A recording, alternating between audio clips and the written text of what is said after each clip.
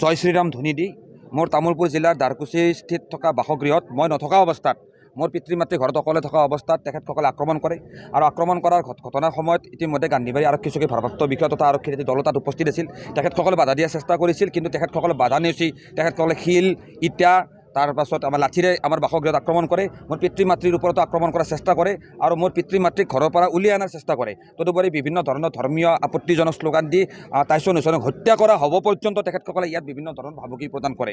সেই সময়তে মোৰ ঘৰৰ সন্মুখতে থকা ভাৰত ভূটান আন্তঃৰাষ্ট্ৰীয় ঘাইপথত লাগি থকা তামোলপুৰ জিলা ABMCৰ দ্বাৰকুচি আঞ্চলিক ABMCৰ মুখ্য স্থায়ী কাৰ্যালয়টো ভাঙি লণ্ড বন্ধ কৰে আৰু ABMCৰ যিখন পতাকা আছে সেই পতাকাখন ভাঙি নি বিভিন্ন ধৰণৰ এটা অপ্ৰীতিকৰ পৰিস্থিতি সৃষ্টি কৰি এটা নলাত পেলাই থোৱা কিন্তু আমাৰ দৃষ্টিগোচৰ হয়। তো এই ক্ষেত্ৰত আমি ইতিমধ্যে এই গোটেই ঘটনাটোত আমি ৰাজনৈতিক গোন্ধ পাইছোঁ, কাৰণ পিছত আমি জানিব পাৰিছোঁ যে ইয়াত মোৰ বাসগৃহৰ পৰা নাতি দূৰত এখন সাধাৰণ দুৰ্গা পূজাৰ সাংস্কৃতিক খুন্দাত কিবা এখন কাজিয়া হৈছিল আৰু সেই কাজিয়া ক'ত কৰিছিল, কোনে কৰিছিল এই বিষয়ে আমি অৱগতই নহয়।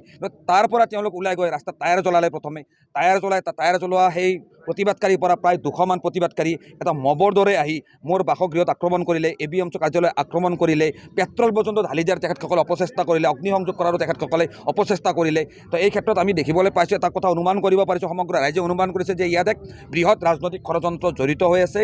আৰু এই ক্ষেত্ৰত আমি ইতিমধ্যে তামোলপুৰ জিলাৰ আৰক্ষী অধীক্ষক উপায়ুক্ত ডাঙৰীয়া ইতিমধ্যে আমাৰ মাজত আহিছে। গোটেই ৰাতি তেখেতসকল আছিলে, তেখেতসকলৰ সৈতে আমি কথা পাতিছোঁ। আমি স্পষ্টভাৱে ABMC দাবী জনাইছোঁ যে 24 ঘণ্টাৰ ভিতৰত যিসকল দুষ্কৃতিকাৰীয়ে জয় শ্ৰীৰাম ধ্বনি দি মোৰ বাসগৃহত আক্ৰমণ কৰিলে আৰু দ্বাৰকুচি আঞ্চলিক ABMC মুখ্য কাৰ্যালয় আক্ৰমণ কৰি লণ্ড বন্ধ কৰিলে, সেই দুষ্কৃতিকাৰীসকলক গ্ৰেপ্তাৰ কৰিব লাগে। আৰু বিশেষকৈ আপোনালোকৰ জৰিয়তে আমি সমগ্ৰ অসমবাসী ৰাইজক আহ্বান জনাইছোঁ, এই ঘটনাটোক লৈ যাতে কোনো পক্ষই কোনো ধৰণৰ অশান্তিকৰ পৰিৱেশ সৃষ্টি নকৰে। এই অঞ্চলটোত আমি বিশেষকৈ তামোলপুৰ অঞ্চলটোত আমি হিন্দু মুছলমান উভয়ে আজি যুগ ধৰি আমি একেলগে ভাতৃত্বভাৱেৰে বসবাস কৰি আহিছিলোঁ। আৰু এই ক্ষেত্ৰত আমি স্পষ্ট হৈ পৰিছোঁ যে এটা দুষ্ট চক্ৰই, উগ্ৰ সাম্প্ৰদায়িক চক্ৰই, ৰাজনৈতিক চক্ৰই এই অঞ্চলত এক শান্তি সম্প্ৰীতি ভংগ কৰাৰ কাৰণে সমগ্ৰ অসমত যাতে ইয়াৰ এটা প্ৰভাৱ পৰে, সেইকাৰণে তেওঁলোকে মোৰ বাসগৃহ আক্ৰমণ কৰাৰ লক্ষ্য হৈছে বাছি লোৱা যেন আমাৰ অনুভৱ হৈছে।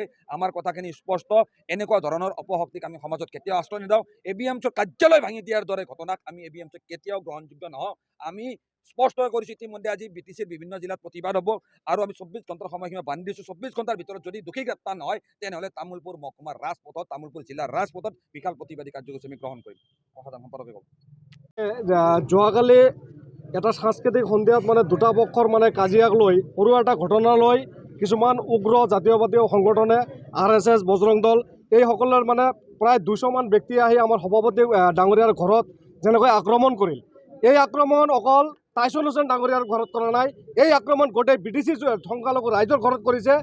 এই আক্ৰমণ ঘটনাক আমি ABMC কোনোপধ্যেই সহ্য নকৰোঁ, কাৰণ আমাৰ অফিচত আহি যেনেকৈ আক্ৰমণ কৰিছে, এই আক্ৰমণ গোটেই BTCৰ ABMC ল'ৰা ঘৰত আহি আক্ৰমণ কৰা হৈছে।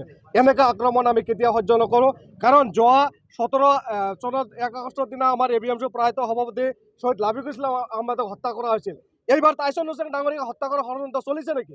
কাৰণ আমি যিখিনি ইতিমধ্যে ইয়াতে গম পাইছোঁ, ইয়াতে গোটেই এটা ৰাজনৈতিক ষড়যন্ত্ৰ, ৰাজনৈতিকভাৱে টাইছন হুছেইন ডাঙৰীয়াক আকৌ হত্যা কৰাৰ ষড়যন্ত্ৰ এই চৰকাৰখনে বা এই BTC অঞ্চলৰ কিছুমান উগ্ৰ সংগঠনে কৰিছে নেকি? ইয়াক অসম চৰকাৰক অতি সোনকালে আহ্বান জনাইছোঁ, তামোলপুৰ জিলা প্ৰশাসনক আহ্বান জনাইছোঁ, অতি সোনকালে ইয়াক তদন্ত কৰি দোষীসকলক কৰায়ত্ব কৰিব লাগিব। অন্যথাই অকল এই তামোলপুৰ নহয়, গোটেই BTC অঞ্চলত ইতিমধ্যে আজি গোটেই BTC অঞ্চলত ৰাজপথত আন্দোলন হ'ব আৰু 24 ঘণ্টাৰ ভিতৰত যদি দোষী ব্যক্তিসকলক কৰায়ত্ব নহয়, গোটেই BTC অঞ্চলৰ ৰাজপথ আমি স্তব্ধ কৰি দিয়াবলৈ বাধ্য হ'ম।